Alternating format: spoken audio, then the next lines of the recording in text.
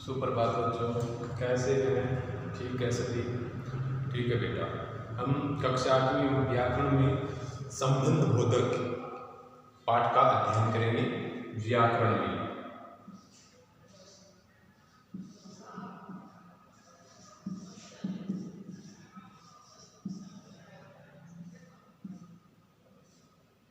संबंध बोधक, ठीक है, इसका अध्ययन करेंगे हम। संबंध बोधक, ठीक है। ये क्या होता है? ये वाक्यों में, वाक्य है कोई, उसमें आपस में संबंध स्थापित करता है, यानी कि उनको मिलाता है। ठीक है, कोई वाक्य है, उसको संपूर्ण करने के लिए, पूरा करने के लिए जो शब्द आते हैं वे संबंध बोधक होते हैं। जैसे एक उदाहरण है हमारी बुक में, परिश्रम किए बिना सफलता नहीं पाई जा सकती। परिश्रम किए बिना सफलता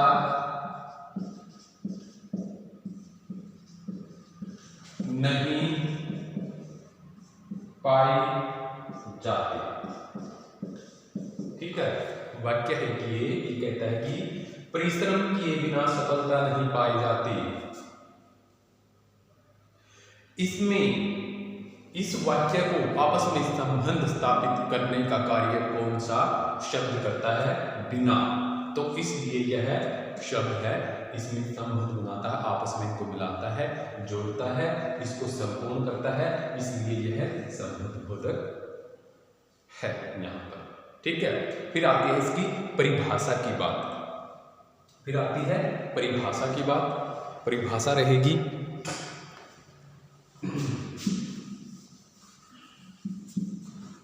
परिभाषा है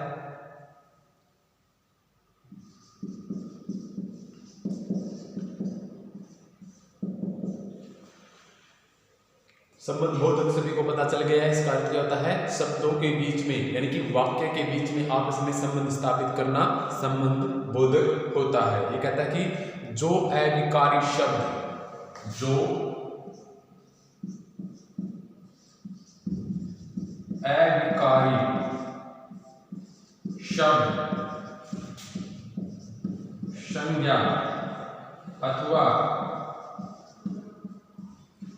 सर्वनाम, कहता है कि जो अविकारी शब्द, संज्ञा या सर्वनाम का वाक्य के, सर्वनाम वाक्य के दूसरे शब्दों के साथ, शब्दों के साथ संबंध स्थापित करता है।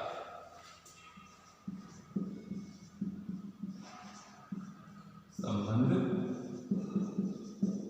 स्थापित करता है, उसे संबंध बोधक कहते हैं। उसे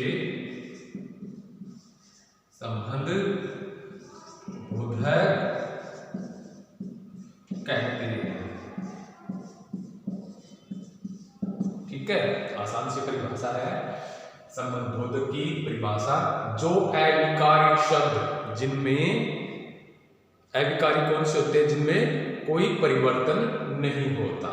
कहता है कि जो अविकारी शब्द, संज्ञा अथवा सर्वनाम वाक्य के दूसरे शब्दों के साथ संबंध स्थापित करता है, उसे संबंध बोधक कहते हैं। ठीक है, जैसे एक उदाहरण देखते हैं। जैसे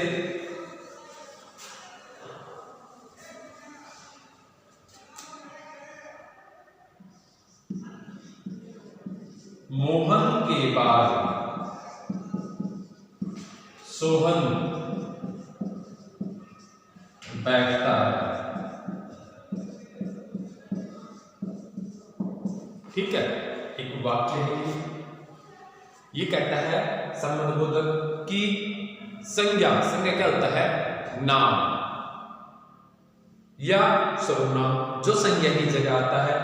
मोहन और सोहन ये क्या संज्ञा हो गई। कहता है कि संबंधबोधक परिभाषा हमने पढ़ी थी, जो अव्ययकारी शब्द संज्ञा या सर्वनाम के वाक्य के दूसरे शब्दों के साथ संबंध स्थापित करते हैं, संबंध बनाते हैं, हमने संबंधबोधक कहते हैं। ठीक है, तो एक उदाहरण हमने देखा यहाँ पर, मोहन के बाद सोहन बैठता है। ठीक है, ये कहता है कि संज्ञा कौन हो गई, नाम ये रहे दोनों, मोहन और सोहन। इनको छोड़कर इनके बीच में जो शब्द आते हैं वही आपस में संबंध स्थापित करते हैं। ठीक है, तो यहां पर कौन सा शब्द आया है, जैसे के बाद, ये शब्द इस वाक्य में आपस में जोड़ता है, संबंध बनाता है, इसलिए यहां पर संबंधबोधक है। ठीक है, फिर बात आती है संबंधबोधक के प्रकार कितने हैं। संबंधबोधक के 14 प्रकार हैं, 14 प्रकार होते हैं।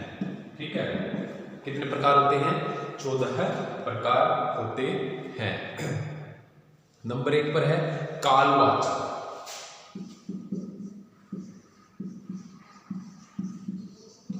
कालवाचक, ठीक है, इसके कालवाचक आपसे मान लें कि संबंधबोधक है, इसमें वो कालवाचक के कौन से शब्द है, ठीक है, वो हमने याद करने हैं। जैसे के बाद,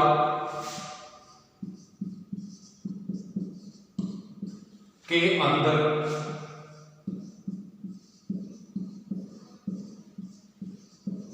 आदि। ठीक है, के बाद, के अंदर, ये क्या समय को बता रहे हैं। किसको बता रहे हैं, समय को बता रहे हैं, इसलिए कालवाचक में आते हैं। फिर आता है स्थानवाचक, नंबर 2 पर है स्थानवाचक।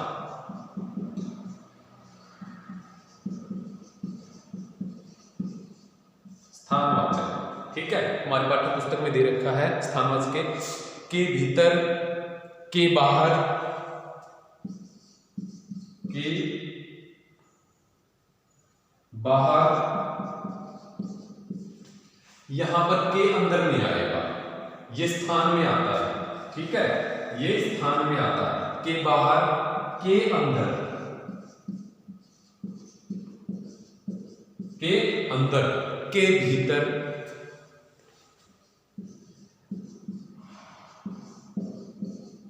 ये क्या कर रहे हैं, ये शब्द है, स्थान बता रहे हैं, इसलिए स्थानवाचक में ये आएंगे। ठीक है, अब आता है हमारे दिशा सूचक। दिशा सूचक नंबर 3 पर है दिशा सूचक। ठीक है, कौन सा आता है, दिशा सूचक या दिशावाचक। ठीक है, दिशावाचक, दिशा सूचक भी ठीक है और दिशावाचक। ठीक है, दिशा की ओर तरफ संकेत करना, के उस पार, की तरफ। ठीक है, ये क्या है, ये दिशा की तरफ हमारा इशारा करते हैं। जैसे की तरफ, की तरफ, उस पार, आदि। ठीक है, दिशा, दिशा के बारे में बताना। ठीक है, दिशा की तरफ इशारा करना, तो शब्द की तरफ, उस पार, ठीक है, की ओर, ये क्या है, दिशा की तरफ संकेत करते हैं। नंबर 4 पर हमारा रहेगा, नंबर 4 पर है कारणवाचक। कारणवाचक, ठीक है, कारणवाचक में रहेंगे के कारण, के चलते, के कारण, के चलते। ठीक है, आदि कारण। ठीक है, कोई कारण बताना किसी बात को लेकर। नंबर 4 पे हो गई है। नंबर 5 पर हमारा आता है,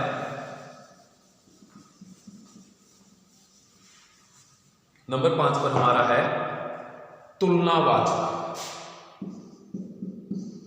तुलनावाचक, ठीक है। नंबर 5 पर है हमारा तुलनावाचक, तुलना करना, ठीक है। किसी कोई बात है, कोई वस्तु है, कोई भी है, उसकी तुलना किसी अन्य वस्तु से या चीज से तुलना करना। जैसे के आगे, के समक्ष,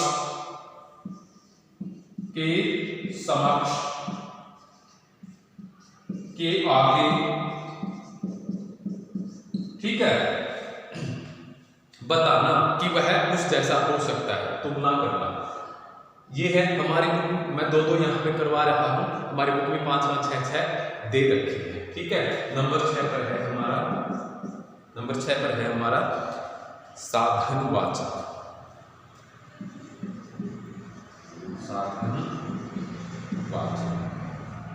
साधनवाचक, ठीक है। कि क्या क्या साधन होते हैं कोई कार्य करने के लिए, कोई साधन है वो इस तरह से, ठीक है। क्या क्या साधन हो सकते हैं, जैसे के हाथों, के जरिए, के हाथों के जरिए, ठीक है। आदि साधन, कोई कार्य किन साधनों से किया जाता है, ठीक है। और नंबर 7 पर है हमारा, नंबर 7 पर है संग्रहवाचक। संग्रहवाचक, ठीक है। संग्रह क्या होता है, इकट्ठा करना। संग्रह क्या होता है, इकट्ठा करना, ठीक है।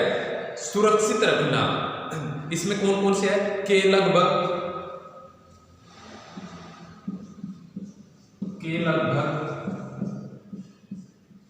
ठीक है। मात्र, आदि, ठीक है।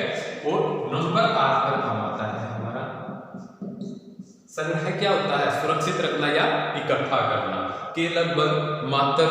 फिर हमारा आता है उद्देश्यवाचक।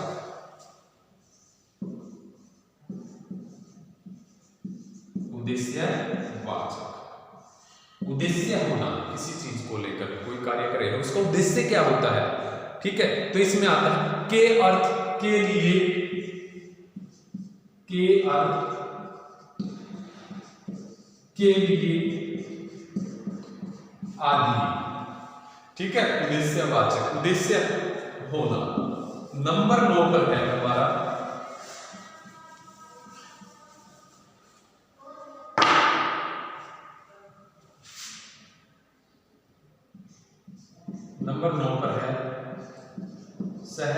सहचरवाचक। सह क्या होता है, सहपाठी या संग, तो आ जाएगा के संग, के साथ, ठीक है, आदि। सह क्या होता है, साथ या सहपाठी। फिर आता है सादृश्यवाचक। नंबर 10 पर आता है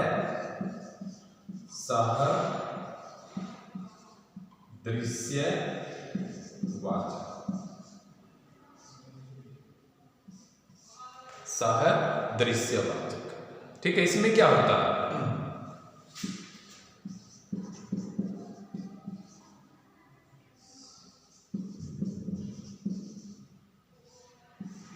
ठीक है। ये कई बार कई जगह हमें ऐसे लिखा मिलता है, ठीक है। फिर बात आती है कि दोनों में शुद्ध रूप कौन सा रहेगा, ठीक है। सादृश्यवाचक या सादृश्यवाचक, सादृश्यवाचक, ठीक है, ये ठीक है। तो ये हमारा सही नहीं रहेगा, ठीक है। तो इसमें हमारा हो जाएगा सादृश्यवाचक, सादृश्यवाचक, के समान, के बराबर, के योग्य, के समान, के बराबर या के योग्य। फिर नंबर 11 पे हमारा आएगा, नंबर 11 पे हमारा रहेगा, हमारी पाठ्य पुस्तक में दे रखा है व्यतिरेकवाचक, व्यतिरेकवाचक। इसके वाचक शब्द दे रखे हैं हमारी पाठ्य पुस्तक में, की बजाय, के सिवाय, के सिवाय, की बजाय, आदि। ठीक है। और नंबर 12 पर रहेगा हमारा विषयवाचक।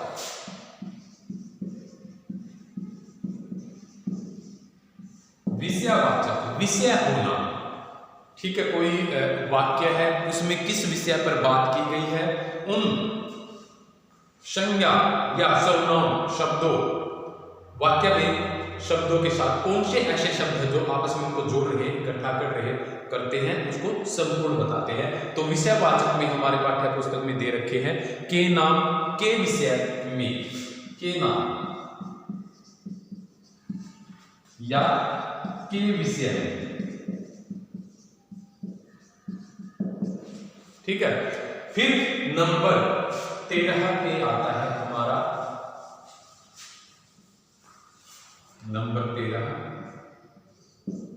पे रहेगा हमारा विनिमयवाचक, विनिमयवाचक। ठीक है, कौन सा रहेगा, विनिमयवाचक। इसमें क्या होता है, इसमें जगह दी जाती है, नाम नहीं होता। विनिमयवाचक में, विनिमय।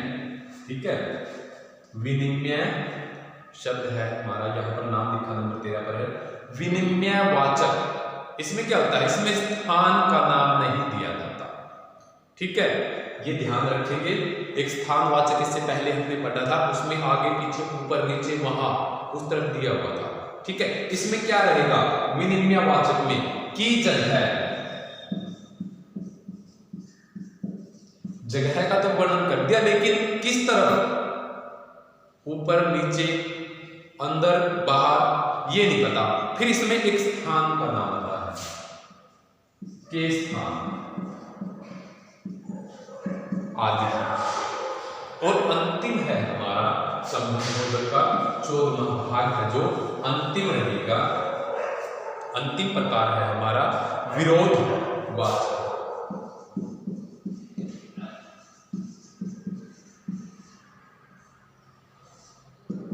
विरोधवाचक। ठीक है, विरोध एक, तो इसमें क्या रहेगा, विरोध करना, एक दूसरे के विपरीत चलना या उस जैसा बता देना। जैसे के विपरीत, के विपरीत, के प्रतिकूल, के प्रतिकूल।